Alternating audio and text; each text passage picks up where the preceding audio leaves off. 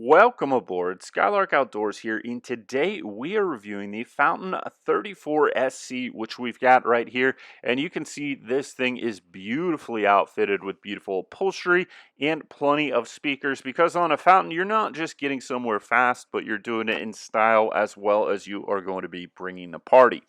Now, beyond being a cruiser, this thing is set up as a serious fishing machine. You can see you've got rod holders in each side here along the gunnels of the boat. And then as we walk through, we've actually got two fish boxes here in the floor. So don't let the Fountain boat surprise you. This is a true fishing machine. It's just that when you bring a fish on board, you might get that beautiful upholstery stained, and that would be the only thing that you got to watch out for. But I love the lounge area here in the back. You've got seats facing rearward and seats facing forward, and then all those armrests fold up so they're out of the way if you do choose to fish.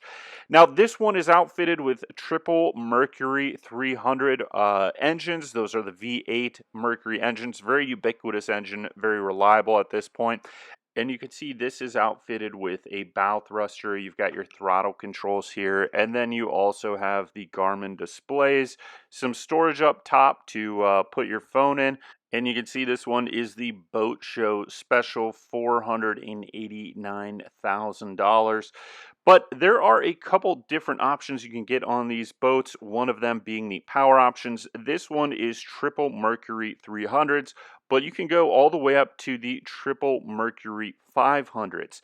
This one probably has a top speed somewhere right around 54 to 56 knots, but if you go up to the triple 500s, there are claims that it will go over 90 miles per hour with the triple Mercury 500Rs. You've got a little head here, and you can see pretty basic. What is nice though is you got all your fuses and your battery shutoffs right there underneath the console, so the wiring's going to be very easy.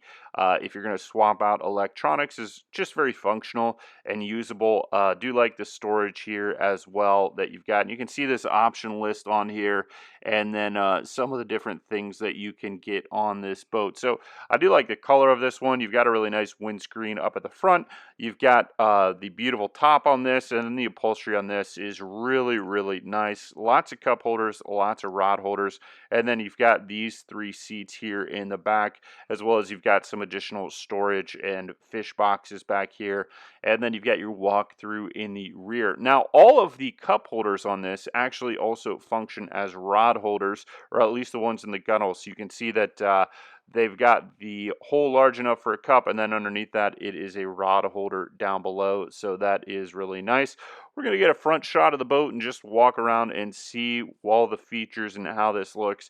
It is a very slick boat. If you've ever seen one of these, they are really beautiful gliding through the water. So let's get into some of the specifications on this. It is 34 feet and 2 inches long.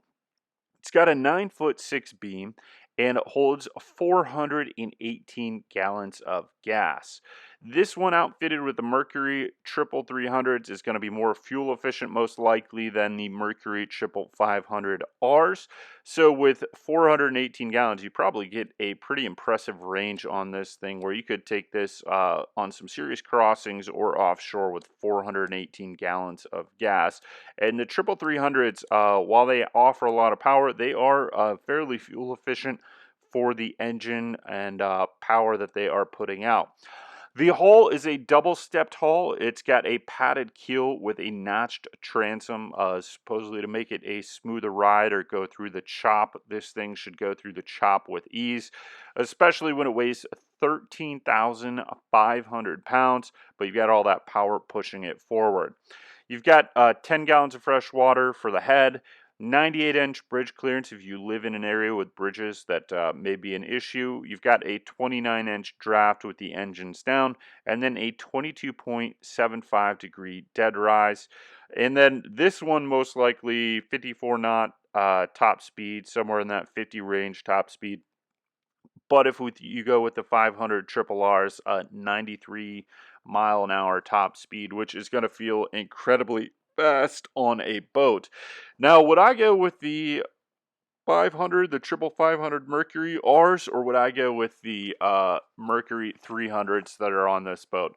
The Mercury 300s are going to be much easier to service, find parts for, and are a very ubiquitous engine. If you were to have an engine problem for whatever reason, you could probably get that swapped out pretty quick with the Mercury 300. It's a very standard boat for or standard engine for a lot of boats. So there's a lot of them out there. Techs are going to know how to work on them and be easy to service and most likely lower cost to service than the 500s. Once you get into the 500 range, swapping one of those out is a more of an ordeal. There's probably less techs that are familiar with them or have worked on the 500s, and there is a potential that they have less reliability than the 300s just because the 300 is one of the most ubiquitous selling engines out there for Mercury right now, where they're just selling a ton of them. So they're going to go through iterations of engineering to get any of the kinks worked out pretty quickly. Not to say that there are any issues that I know of with the Mercury 500s, but you're probably going to just have a lower maintenance cost over time with the 300s than the 500s, but you are sacrificing top end speed, top end power. So if you want something that is going to fly through the water over 90 miles an hour, then I would go with those triple 500s. But if you are more casually using this and still want to have a fast boat, the 300s are going to be more than enough. 90 miles an hour plus on the water feels incredibly fast because you are just so low to the ground. And, to go that fast, you really need to have a day where it's not too crazy in the chop. Otherwise, you're going to be just getting bounced around. Now, I do love in the front here, the seating. Those lounge chairs are really nice, as well as you've got some more bow seating up there in the front. So you can fit a ton of people on this. This is a yacht certified boat at this size and this weight and power. You are good to go. Fountain boats are well-made boats, beautiful boats, and you can see they are outfitted with all the accoutrements to have a lovely day on the water and party and or go fishing. I mean, if you're going to go fishing on this thing, that is awesome. It's set up to go fishing. You've got the fuel capacity. You're going to have a nice ride through the water, and you're going to have beautiful seating while you do it, as well as you can blast tunes on this thing. It's set up that you're going to be able to hear tunes from wherever you're at on the boat with those speakers facing rearwards. And then you're going to have plenty of seating if you want to take a big group. The only thing is I just would have a hard time bringing a fish on board with that beautiful upholstery. I'd be so worried about getting a gaff through that upholstery in the rear or something like that, or just fish gunk on there when you go fishing. However, this would be an awesome fishing boat if that is what you are going to choose to use it for. It's outfitted like it. It's just more of, I would say, SC sport cruiser. So something where you're going to cruise fast, take some long distances with it, make some passages, and you could certainly fish on it. But this thing looks cool, feels cool, high quality boat. In terms of price, $489. I've seen some that are a little bit less than that are also outfitted with the 300Rs that are maybe a model year old that haven't sold yet, and or maybe somebody had them for a season and then they changed their mind to something different.